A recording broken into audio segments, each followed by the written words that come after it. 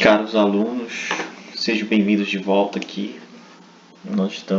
Vamos seguir aqui na Política Nacional de Resíduos, né? Nós estamos falando sobre as diretrizes que a política traz, que é o título 3, que são diretrizes. Vamos falar agora do artigo 11. O artigo 11 aí traz as diretrizes, olha só, observar as diretrizes e demais determinações estabelecidas nesta lei e seu regulamento incumbe ao Estado. Ou seja, qual é a responsabilidade do Estado, o Estado mesmo, por exemplo, o Estado do Pará e outros estados, né, em relação ao gerenciamento de resíduos. Então, olha só. Primeiro, promover a integração da organização, do planejamento e da execução de funções públicas de interesse comum relacionada à gestão dos resíduos sólidos nas regiões metropolitanas, aglomerações urbanas e microrregiões, nos termos da lei complementar estadual previsto. Bem, o que ele está dizendo aqui, por exemplo, é o que a gente tem visto, né? Promover essa integração, essa organização, e tem que promover integração, organização e planejamento. Integração, organização, planejamento da execução pública das regiões metropolitanas. Por exemplo, aqui em Belém, a região metropolitana Belém, Ananindeua e Marituba, o governo do estado chama os municípios para que esses 3 municípios formem um consórcio. Aí vai ser meio que o articulador, né? Porque cada município vai querer assim, o melhor para ele, digamos assim. E ele não, ele vai chegar lá, ele vai promover reunião com o governo do estado, reunião com a Secretaria de Meio Ambiente do estado, convoca os municípios. Essa semana mesmo eu vi uma notícia sobre isso. E eles vão discutir, estabelecer um consórcio e fazer uma gestão dos resíduos dessa região metropolitana integrada. Ou seja, o papel do estado é integrar, organizar e planejar, para que esses 3 municípios consigam fazer isso. Tá? Quer dizer, além de integrar, organizar e planejar a gestão, né, de regiões metropolitanas, por exemplo, e micro-regiões, cabe ao Estado controlar e fiscalizar atividades geradoras. Porque a gente sabe que tem um órgão estadual que é chamado de CISNAMA. Tá, ok? Então, além de organizar, integrar e planejar, ele também fiscaliza. Ou seja, o Estado ele não faz assim, ele não faz a gestão direta. Ele não vai lá e não recolhe o resíduo, entendeu? Mas o papel dele é fiscalizar e trazer essa, por exemplo, na região do Marajó. É uma micro-região. Então o Estado pode chegar lá, chamar os municípios do Marajó e falar, olha, aqui, bora se organizar aqui, gente, para a gente promover uma gestão integrada, fazer um planejamento, para se fazer um consórcio para fazer a gestão adequada, entendeu? Então ele vai lá no Marajó e promove isso. Assim como ele está promovendo aqui na região metropolitana de Belém. Tá ok? Atuar de forma que deve apoiar e priorizar iniciativas do município de soluções consorciadas. Ou seja, tem que estimular a criação de consórcios entre os municípios. Ou compartilhada entre 2 ou mais municípios. Então ele vai lá e chama vários municípios daquela região, justamente para que se tenha um consórcio. Que aí diminui custo, né? Quando você estabelece consórcio, você diminui custos.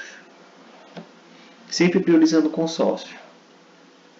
Esse aqui é o artigo 11. Então, resumidamente, o Estado vai promover integração, organização e planejamento das funções públicas, né, de micro-regiões e regiões metropolitanas, e além disso ele vai fiscalizar e tem que priorizar também a formação de consórcios.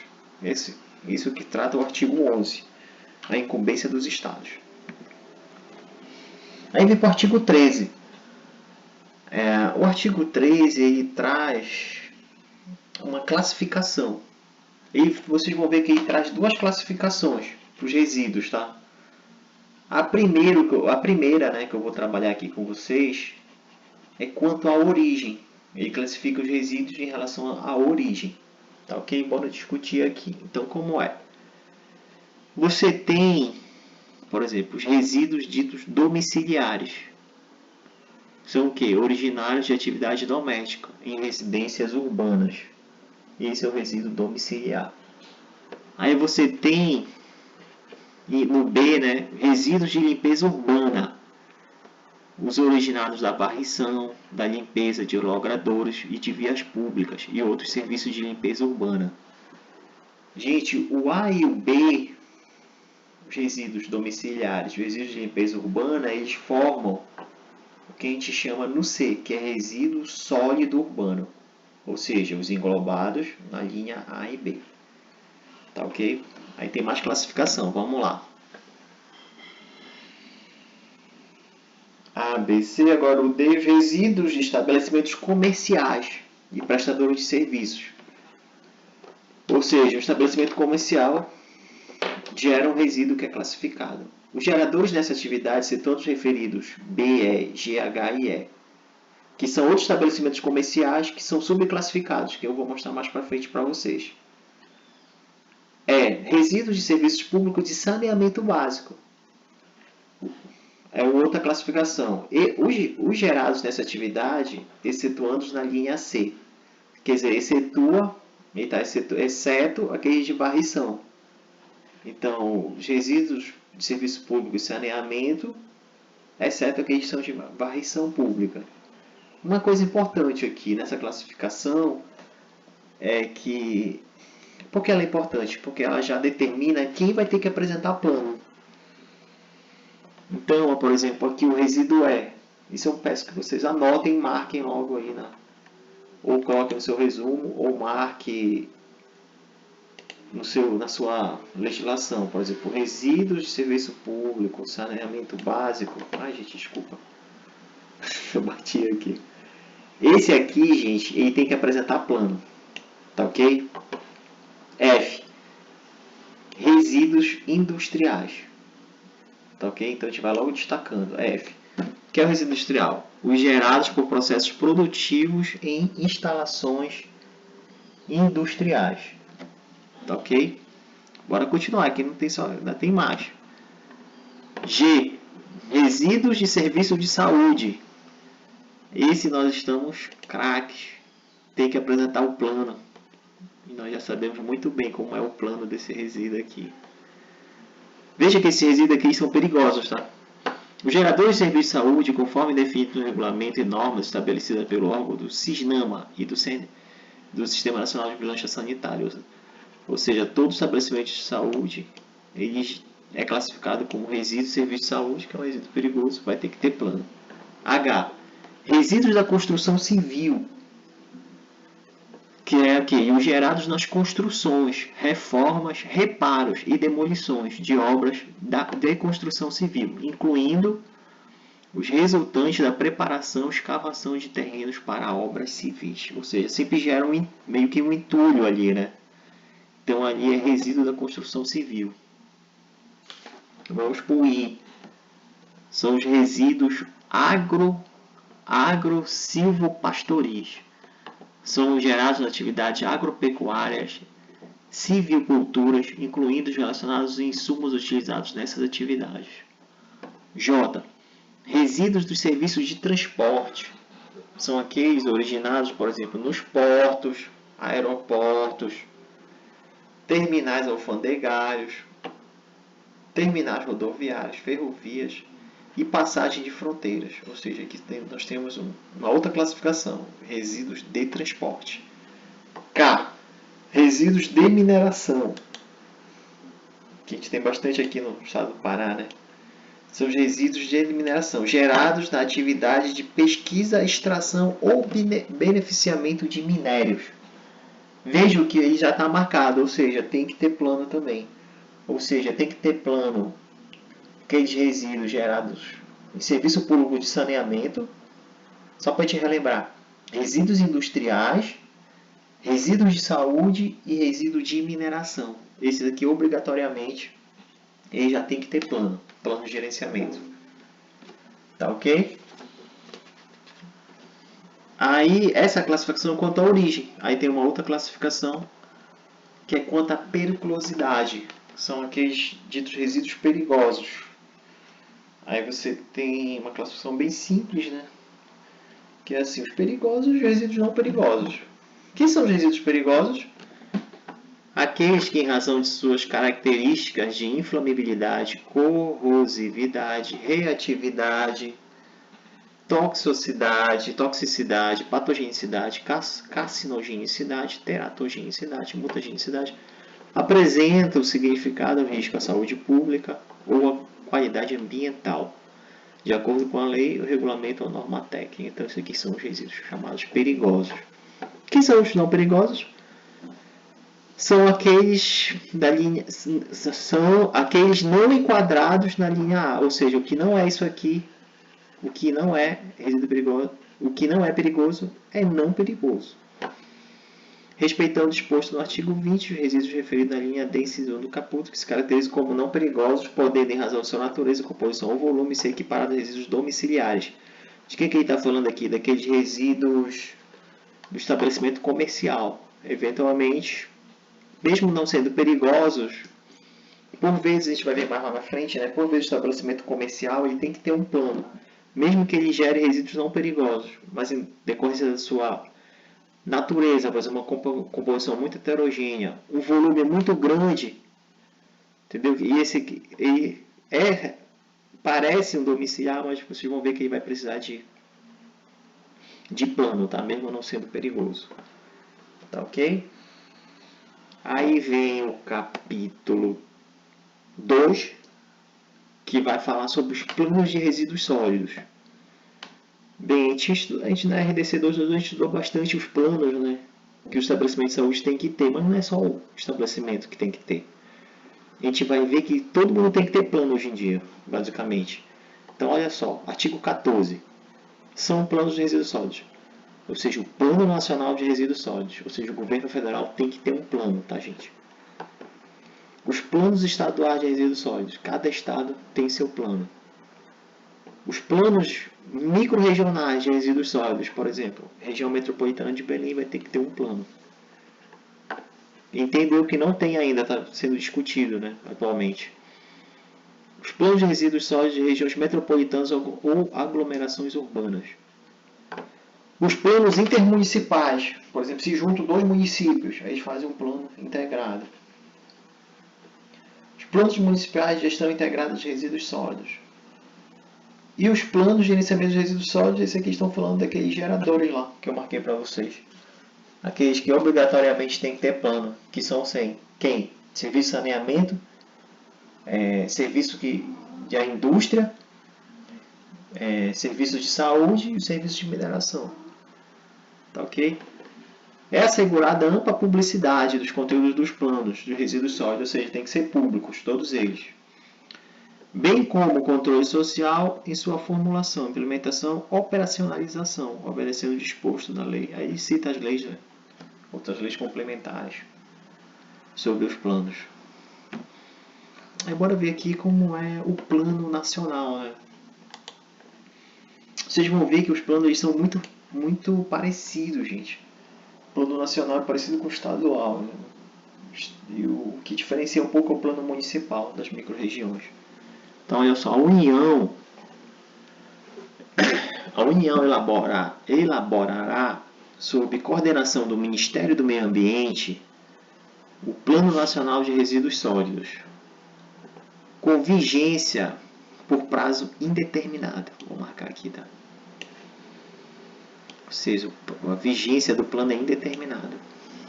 Prazo indeterminado, vale para sempre, vou dizer assim. Horizonte de 20 anos. Horizonte de 20 anos. A ser atualizada a cada 4 anos. Ou seja, toda vez que muda o governo, a gente tem que dar uma atualizada. Atualizada a cada 4 anos. Tendo como conteúdo mínimo, aí eu vou já falar o conteúdo para vocês. Ou seja, tem uma vigência indeterminada. Horizonte de 20 anos, ou seja, ele tem que fazer... O que eu entendo aqui esse horizonte? É um planejamento assim, de 20 anos. Ele vendo lá na frente. Tá ok? Tem que ser atualizado a cada 4 anos. As tecnologias mudam, né? Os conceitos mudam. Então, você tem que estar sempre atualizado. Tá ok? Aí tudo isso aqui que ele traz, assim... Então, o que a gente pode dar destaque aqui para o federal? O plano federal ele faz o diagnóstico atual dos resíduos, estabelece os cenários, tendências internacionais, estabelece metas de redução, reutilização, entendeu? Metas de aproveitamento energético, metas para eliminação e recuperação de lixões, programas e projetos, normas e condições técnicas para acesso aos recursos da União, né? A gente vai ver lá na frente que um Estado só pode ter recursos para gerenciamento de resíduos se ele tiver plano, tá ok? Medidas de incentivar a viabilização da gestão regionalizada, diretrizes e planejamento, normas e diretrizes e disposição final dos rejeitos quando couber os resíduos. Ou seja, estabelece assim, em linhas gerais, ele, vamos dizer assim, estabelece as regras, né? Ele mostra o cenário, as tendências, as metas, as ações e normas. Isso que o governo federal faz. Aí vem o plano estadual. O plano estadual é bem parecido no governo federal, só que na esfera estadual, né? Corresponde dentro do seu estado. Então, bora lá. Artigo 16. A elaboração do plano estadual de resíduos sólidos, nos termos previstos por essa lei, ou seja, ele tem que estar de acordo com a Política Nacional de Resíduos, tá? É condição para o Estado ter acesso a recursos. Essa é a primeira coisa que ele fala, como eu falei anteriormente. Por exemplo, o Estado parar, ter algum recurso algum recurso federal, para o gerenciamento de resíduos, ele vai precisar ter um plano. Tá ok? Ou por ela controlado, destinado a um empreendimento de serviços relacionados à gestão de resíduos sólidos, para serem beneficiados por incentivos ou financiamentos de entidades federais de crédito e fomento para tal finalidade. Ou seja, o Estado é obrigado a ter plano, tá, gente? Para ele ter esses fomentos, para ele ter esse financiamento, para que ele possa ter esses recursos, ele tem que elaborar um plano. Aí o plano estadual de resíduos será elaborado, que é igual ao federal, tá? Com vigência por prazo indeterminado, abrangendo todo o território do Estado, com um horizonte de 20 anos também, e revisão a 4 anos, ou seja, isso aqui é idêntico ao do Estado. Veja que o do Estado é muito parecido com o federal, tendo conteúdo mínimo diagnóstico, né, que também tem lá no federal, proposição de cenários, que também tem, aí metas de redução, reutilização, reciclagem, ou seja, ele é meio que o federal, mas voltada para o seu estado, para o território do estado. Então, metas de aproveitamento energético, metas para eliminação e recuperação dos lixões, programas, projetos de ação para atendimento às metas previstas, normas de acondicionantes técnicas do Estado para obtenção do aval de recursos administrativos, medidas para incentivar e viabilizar a gestão comerciada e compartilhada dos resíduos, diretriz, planejamento de demais atividades de gestão de resíduos, normas e diretrizes, previsão em conformidade com os demais instrumentos de planejamento territorial. Isso aqui não tem no federal, tá? Isso aqui aparece quando? No estadual, que é planejamento chamado planejamento territorial. Vou marcar aqui para vocês. Ou seja, o zoneamento ecológico e econômico, zoneamento costeiro, do que? De zonas favoráveis para a localização de unidades de tratamento de resíduos, disposição final de resíduos, ou seja, ele vai identificar essas regiões. Áreas degradadas em razão da disposição inadequada de resíduos sólidos e rejeitos, seja objeto de recuperação ambiental. Então, isso aqui não aparece no plano federal, tá? Apenas no plano estadual de gerenciamento de resíduos. Aí vem o plano municipal de gestão integrada de resíduos. O plano municipal é um pouco diferente do que é o federal estadual, entendeu? Vamos ver aqui, artigo 18. A elaboração do plano municipal de gestão integrada de resíduos sólidos nos termos previstos nessa lei é condição para o Distrito Federal e municípios terem acesso aos recursos da União. Ou seja, assim como o Estado, para ter esses recursos, tem que ter seu plano, o município também, tá? Ou por ela controlada, destinada a empreendimento de serviço relacionado à limpeza urbana e manejo de resíduos sólidos, ou para ser beneficiado por incentivos financeiros de entidades federais de crédito de fomento para tal finalidade. Ou seja, a mesma condição do Estado, o município também tem essa condição. Em relação à destinação de resíduos, por exemplo, isso é uma coisa interessante, serão priorizadas acesso aos recursos da União os municípios que optarem por soluções consorciadas, ou seja, o tempo todo ele, bora dizer assim, ele estimula a formação de consórcios, tá, gente? Soluções consorciadas, intermunicipais. E vai ter prioridade para obter esses recursos, tá? Elaboração e implementação de plano. Implementar e coleta seletiva, ou seja, você tem um plano e esse teu plano tem coleta seletiva, então ele vai ter prioridade para obtenção de recursos, tá ok? Então são duas prioridades. São aqueles planos que são consórcios, ou seja, se juntam 3 municípios, elaboram um plano único, um consórcio, e aqueles planos que têm a coleta seletiva. O Plano Municipal de Gestão Integrada de Resíduos Sólidos tem os seguintes conteúdos: diagnóstico da situação, aí só do município ou daquele consórcio, identificação das áreas favoráveis para a disposição final ambientada, observando a Constituição Federal, o saneamento quando houver, identificação das possibilidades de implantação de soluções consorciadas com os municípios, considerando os critérios econômicos de escala aproximados locais, prevenção de riscos ambientais. Tá? Aí vejam, isso aqui só aparece no municipal. Por quê? Porque é o municipal que faz o gerenciamento, entendeu? Procedimentos operacionais tem que estar no plano do município, tá? Ou seja, vamos supor uma questão aqui. No plano de gerenciamento dos estados tem que estar descrito os procedimentos operacionais específicos a serem adotados pelo serviço público? Não. Esses procedimentos, isso é falso, tá, gente? Esses procedimentos têm que estar adotados, têm que estar descritos no plano de gerenciamento do município ou consórcios, tá ok? Não do estado. Então, olha só, procedimentos operacionais e especificações mínimas a serem adotadas nos serviços públicos de limpeza urbana e manejo de resíduos sólidos, incluindo a disposição final ambientalmente adequada. Indicadores de desempenho, regras para o transporte, ou seja, as regras para o transporte tem que estar no plano municipal, tá? Aí lá vem a questão. As regras para o transporte de acordo com a Lei 12.305 de 2010, as regras para o transporte devem estar muito bem descritas no Plano Estadual de Gestão de Resíduos? Não, falsa, tá, gente? Regras de transporte tem que estar no plano municipal. Aí definições das responsabilidades quanto à implementação, operacionalização, incluindo as etapas do plano de gerenciamento de resíduos, a cargo do poder público, e está dizendo aqui quem vai ser o... Assim, cada estado tem a sua responsabilidade, mas aqui no município que eu percebo, ele vai dizer que é a secretaria quem vai ser a pessoa responsável. Programas e ações de capacitação técnica,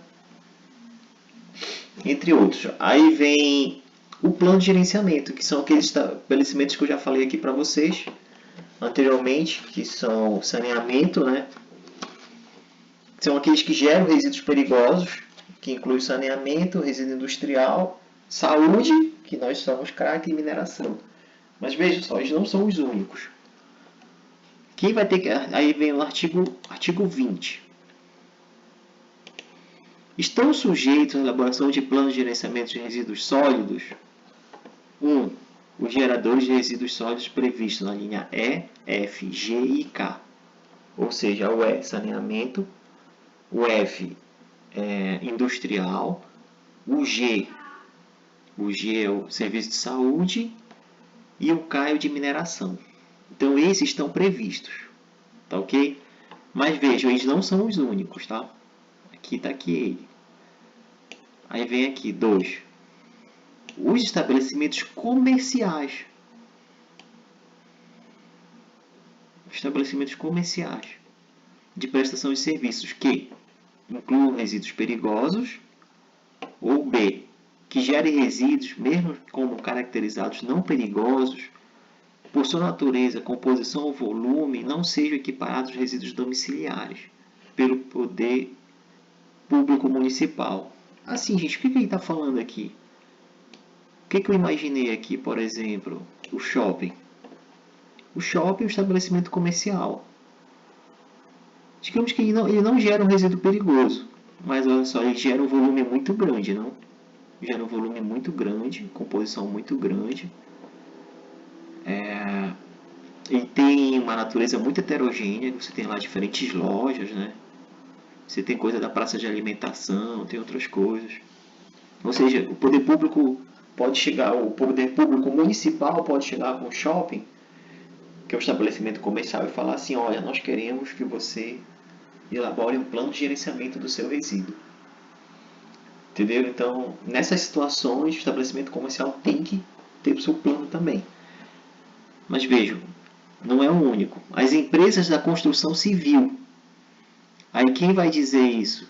Nos termos e regulamentos de normas elaboradas pelos órgãos, CISNAMA. Você lembra que o CISNAMA é um órgão estadual. Então, por exemplo, de repente aqui no estado do Pará, o CISNAMA determinou que toda construção civil tem que ter um plano. Então, ele tem que ter um plano. Os terminais. Quer dizer, aeroporto também gera muito resíduo, imagino.